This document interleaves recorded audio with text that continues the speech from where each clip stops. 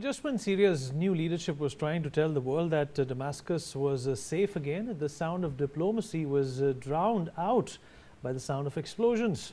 Two powerful blasts ripped through central Damascus just as French President Emmanuel Macron was holding talks with Syria's interim president Ahmed al-Shara. The timing has raised immediate questions. Was this a terrorist attack, a message to the new Syrian government, or an attempt to embarrass one of the most significant diplomatic visits to Syria since the fall of Bashar al-Assad? Hello and welcome. You're watching NewsX Deep Dive. My name is Vineet Malhotra, where today we decode everything we know so far: the location, the sequence of events, the suspects, the investigation, and why these explosions could have consequences far beyond Syria. On 7 July, twin explosions rocked central Damascus, close to the iconic Four Seasons Hotel, where President Emmanuel Macron was staying during his historic visit. According to Syrian authorities, two improvised explosive devices, or IEDs, detonated within minutes of each other.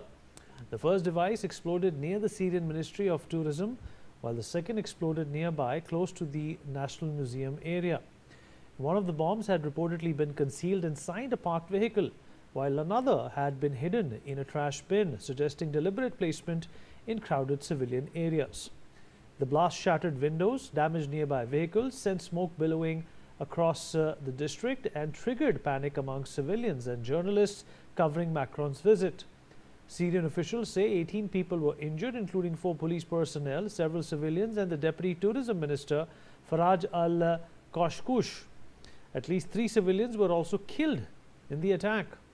French President Emmanuel Macron was unharmed, and at the time of the explosions he was inside the presidential palace meeting Syrian President Ahmed al-Shara, and later confirmed that his visit would continue as planned. Now, this was not a random neighborhood.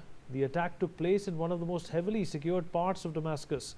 Within a short radius are the Four Seasons Hotel, where foreign delegations often stay, government ministries, the National Museum, and roads used by presidential motorcades. These are amongst the most security-sensitive zones in the Syrian capital. Whoever planted the explosives appears to have selected a location guaranteed to attract maximum international attention. One eyewitness stated that they had been standing in front of the Ministry of Tourism headquarters when the first explosion occurred. They said that while security forces were searching for suspicious objects after the first bomb detonated, a second explosion occurred approximately 20 meters from the site of the first blast. The eyewitness elaborated that the first explosion caused material damage but no casualties. The second explosion, however, caused injuries to several members of the public security forces and the traffic police. Perhaps the even bigger question is not where the bombs exploded, but when the explosions came during Macron's visit, the first visit by a major European Union leader since the Assad government collapsed. Macron's trip was intended to showcase a new Syria. His agenda included meeting President Ahmed al-Shara, discussing reconstruction, reviewing economic cooperation, supporting political transition, encouraging international investment, and promoting regional stability. Instead, the headlines became about explosions just a short distance from his hotel. Macron's officials maintained that he was safe and did not hear the explosions. Macron issued a statement following the blast, saying nothing can smother the aspiration of Syrian women and men to live in a fully sovereign, safe, pluralistic and united Syria. This morning I met Syria in all its diversity. I saw dignity, courage and determination. My visit continues. The biggest unanswered question, however, remains the question of who is behind the attack. No organization claimed responsibility so far, but investigators are examining several possibilities. The first possibility, of course, remains the ISIS, which has retained sleeper cells across parts of Syria. Security agencies have repeatedly warned that ISIS is attempting to destabilize the country's fragile political transition following the overthrow of the Assad government in 2024. Moreover, just days before today's incident, another bomb had exploded inside a Damascus case, killing at least 9 people. Authorities had suspected ISIS involvement in that attack as well, although no formal claim was made. The second possibility is Assad loyalists, and one also cannot rule out the involvement of other armed groups, with Syria continuing to host multiple armed factions. The Syrian Interior Ministry has launched a full investigation, and according to preliminary assessments, both devices appear to have been crudely assembled improvised explosive devices. Security teams are examining CCTV footage. Forensics experts are analyzing explosive residue. Witnesses are being questioned, and security has been tightened across central Damascus. Today's attack did not happen in isolation. In recent months, Syria has witnessed multiple security incidents despite the change in government. For President Ahmed al-Shara, today's attack is also deeply symbolic. Since taking power after the fall of Bashar al-Assad, his government has tried to convince the world that Syria is entering a new era. They have underlined international recognition, economic recovery, investment and diplomatic normalization, with Macron's visit becoming the pinnacle of this signaling. The fact that bombs exploded during the visit of one of Europe's most powerful leaders exposes just how fragile that security environment is.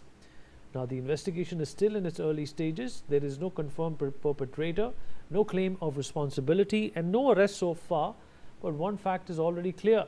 Today's explosions were far more than a local security incident.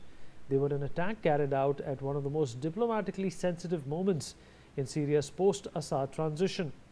Whether this was the work of ISIS, remnants of the old regime, or another armed network, the message was unmistakable, that even as world leaders return to Damascus, peace in Syria remains unfinished. And for the new Syrian government, the hardest battle may no longer be winning power. It may be proving that it can protect it. Ambassador Gauri Shankar Gupta, former diplomat, is with us on the broadcast to give his perspective on what he thinks happened here. Ambassador Gupta, appreciate you being here with us, sir. Well, Syria is on a recovery path, and obviously any recovery path will have its own impediments and all its challenges. But is this a recovery, and is this a sign of recovery when bomb blasts are going on in full vision of security forces few meters away from where the French president is? Good evening, Vineet. Thank you for inviting me. You have given a very thorough expose on the situation. You see, Syria still remains a battleground of various splintered groups. When the Ba'athist government of al-Assad was in power, it was a secular, country. But then obviously that government was, very close to Russians, and the Western allies did not like it very much. And they promoted some of these, extremist Islamic groups, gave them support, and they managed to overthrow al-Assad government, as they did the Soviet Union in Afghanistan several, decades ago. So the same methodology was applied here in certain ways, and as a result, there are many splintered groups that have arms and ammunition, and they want to assert their own authority here and there. It is quite possible that this faction was aligned with al-Assad and the Ba'athist approach, and they wanted to make it very clear to the al-Shara government that there is no peace in the country. There are many unresolved issues and discontent people. Then there is a Kurdish group as well operating in that country. ISIS is also operating. Some people believe that ISIS is gaining ground. And then there's a fight between, in fact, indirect fight between Iran and Saudi Arabia to control Syria. Iran has been doing it through Hezbollah. They already control, most of Lebanon, and they want to control Syria as well. And Saudi Arabia, when President Trump visited Saudi Arabia, al-Shara was actually invited him, and he was introduced there. And that led to his enthronement subsequently. Al-Shara was a terrorist, as you know, and US had announced a 10 million US dollar award on its capture. So these groups are still operating. Syria remains, very important player in the Middle East, and it remains unstable.